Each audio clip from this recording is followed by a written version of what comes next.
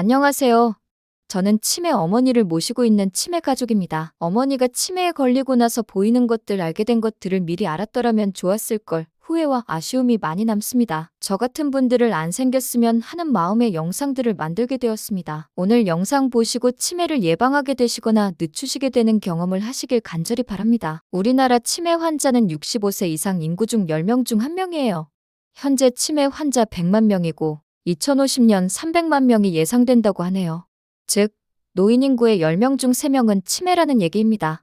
치매는 자식도 못 알아보는 남보다 더 걸리기 싫은 무서운 병으로 생각합니다. 그런데 이런 치매가 어느 날 갑자기 나에게 오는 병이 아니에요. 15년, 20년 전부터 서서히 오는 겁니다. 하지만 치매를 나의 생활 습관으로 얼마든지 비켜가게 할 수도 있다는 거죠. 정말 그게 가능하냐고요? 네, 그렇습니다. 수많은 연구 결과들이 이를 뒷받침하고 있습니다.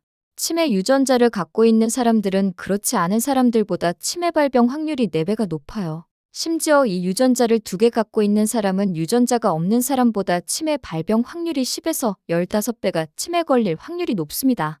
미국 미네소타 대학의 데이비드 스노든 박사가 수행한 연구에서는 치매 고위험 유전자, 아포이포 유전자를 2개씩 가진 수녀들이 있었으나 일부는 치매 증상 없이 건강하게 지내다가 사망 후에도 뇌 검사에서 알츠하이머 병변이 없거나 매우 적게 발견되기도 했습니다.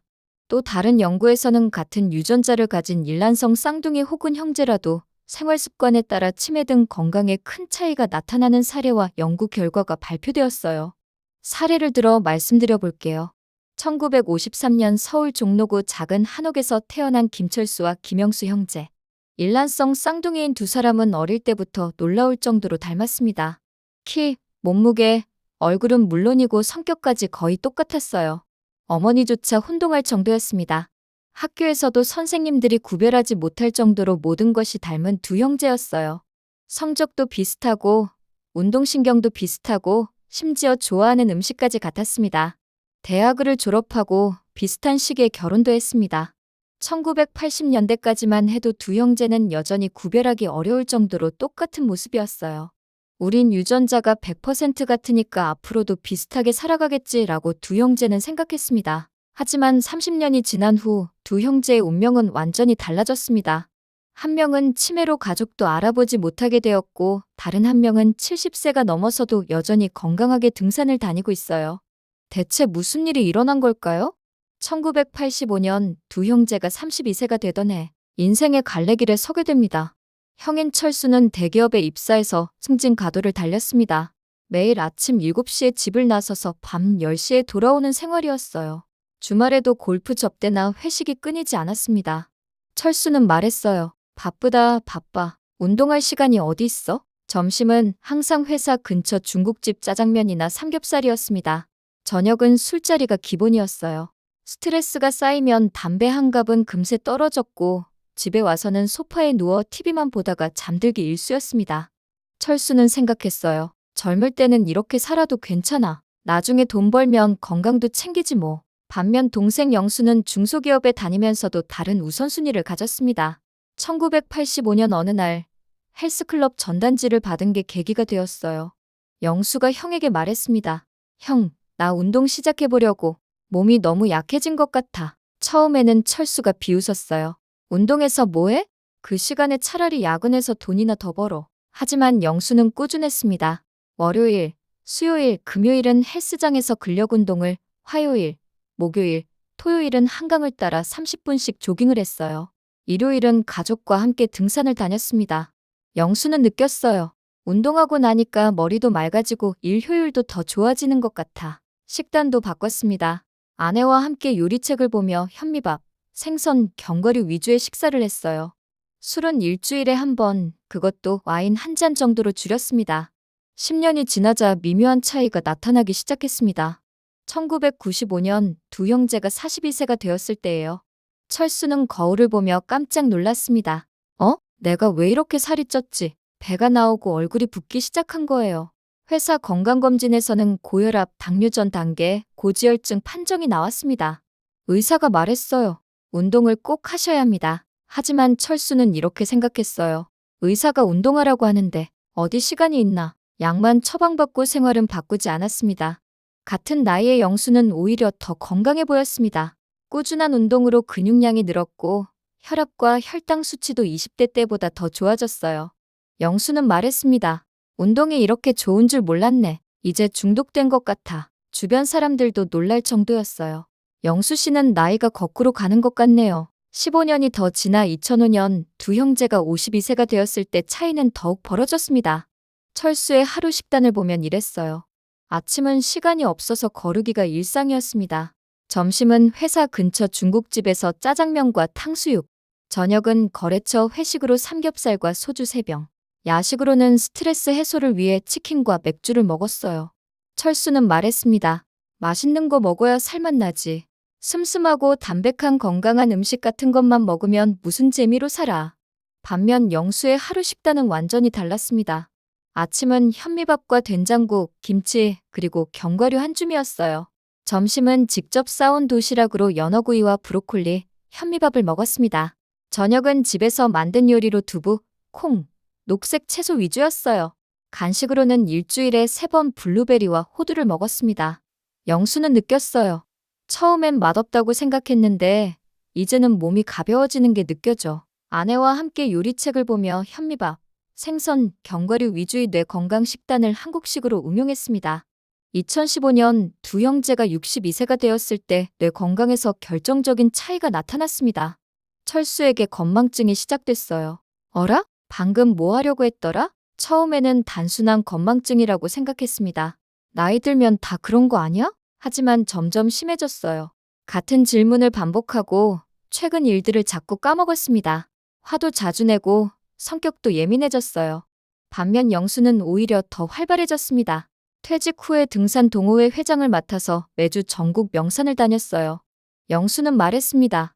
머리도 맑고 기억력도 좋아진 것 같아. 새로운 등산 코스를 외우는 것도 재미있고 독서 모임에도 참여하고 컴퓨터도 배우기 시작했습니다. 수면 패턴에서도 큰 차이가 있었어요. 철수는 잠도 잘 안 오고 평균 4시간에서 5시간만 잤습니다. 잠들기 전에는 TV를 보며 맥주를 마셨어요. 코골이가 심하고 중간에 자주 깨서 수면의 질이 좋지 않았습니다. 낮 시간에는 항상 피곤했어요. 영수는 평균 7시간에서 8시간을 잤습니다. 잠들기 전에는 30분 동안 독서를 했어요. 깊은 잠을 자서 아침에 개운했고 낮 시간에는 활기찬 생활을 했습니다. 영수는 느꼈어요. 충분히 자고 나면 다음 날이 완전히 달라져. 2020년 두 형제가 67세가 되어 함께 종합검진을 받았을 때 의료진도 깜짝 놀랄 결과가 나왔습니다. 철수의 검사 결과는 충격적이었어요. 뇌 MRI에서는 뇌 위축이 진행되고 해막 크기가 현저히 감소한 상태였습니다. 아밀로이드 페트 검사에서는 뇌의 아밀로이드 단백질이 다량 축적되어 있었어요. 인지기능 검사에서는 경도인지장애 진단을 받았습니다. 생물학적 나이는 실제 나이보다 15세나 높았어요. 의사가 말했습니다. 이 정도면 조기 알츠하이머 치매 가능성이 높습니다. 반면 영수의 검사 결과는 놀라웠습니다. 뇌 MRI는 정상 범위였고 해막 크기도 또래보다 큰 편이었어요. 아밀로이드 페트 검사에서는 아밀로이드 축적이 거의 없었습니다. 인지기능 검사에서는 또래 평균보다 높은 점수를 받았어요. 생물학적 나이는 실제 나이보다 12세나 낮았습니다. 의사도 신기해했습니다. 놀랍습니다. 같은 유전자를 가진 일란성 쌍둥이인데 이렇게 차이가 날 수가 있나요? 의사는 설명했습니다. 이 사례는 324쌍의 일란성 쌍둥이를 연구한 결과와 일치합니다. 같은 유전자를 가져도 생활 습관에 따라 치매 위험이 완전히 달라집니다. 유전적 영향은 25% 정도에 그치고 나머지 75%는 생활환경과 습관이 결정하거든요. 운동의 효과에 대해 의사는 이렇게 설명했어요. 영수 씨처럼 꾸준히 운동하신 분들은 뇌에서 BDNF라는 신경성장인자가 증가해서 해마가 오히려 커집니다. 또한 아밀로이드 단백질 축적도 현저히 줄어들죠. 식단의 효과도 중요했습니다. 뇌 건강 식단을 실천하신 것도 큰 도움이 되었습니다. 견과류, 생선, 녹색 채소의 오메가3와 항산화 성분이 뇌를 보호한 거죠. 무엇보다 수면이 중요했어요. 충분한 수면이 가장 중요했습니다. 잠잘 때 뇌에서 글림파틱 시스템이 작동해서 아밀로이드 같은 독성 물질을 청소하거든요. 2023년 두 형제가 70세가 된 현재의 모습은 극명하게 다릅니다. 철수는 결국 알츠하이머 치매 진단을 받았습니다. 가족들도 몰라보고 일상생활도 혼자서는 어려워졌어요. 요양원에서 생활하며 하루하루 기억을 잃어가고 있습니다. 아들이 면회를 와도 당신이 누구야? 왜 자꾸 나한테 아버지라고 그러지? 라고 말합니다. 반면 영수는 여전히 활기찹니다. 등산 동호회 활동은 물론이고 손자들과 함께 컴퓨터 게임도 하고 새로운 요리법도 배우고 있어요. 영수는 말합니다. 오늘은 어디 등산 갈까? 새로운 코스도 개척해보고 싶은데 내년에는 제주도 올레길 완주가 목표야. 왜 이런 차이가 생긴 걸까요? 과학적 근거를 살펴보겠습니다. 첫 번째, 운동의 뇌보호 효과입니다. 1년간 운동을 하면 해막 크기가 2%에서 3% 증가합니다. 아밀로이드 축적은 70% 감소하고 뇌가 마치 근육처럼 단련되어 더 유연하고 건강해집니다. 두 번째, 식단의 인지 보호 효과예요. 뇌 건강에 좋은 식단은 치매 위험을 35% 감소시킵니다. 오메가3와 항산화제가 뇌염증을 억제하고 혈관성 위험인자를 개선해요. 세 번째, 수면의 뇌 청소 효과입니다. 글림파틱 시스템이 활성화되어 아밀로이드 베타 청소율 즉 나쁜 단백질 청소율이 60% 증가합니다.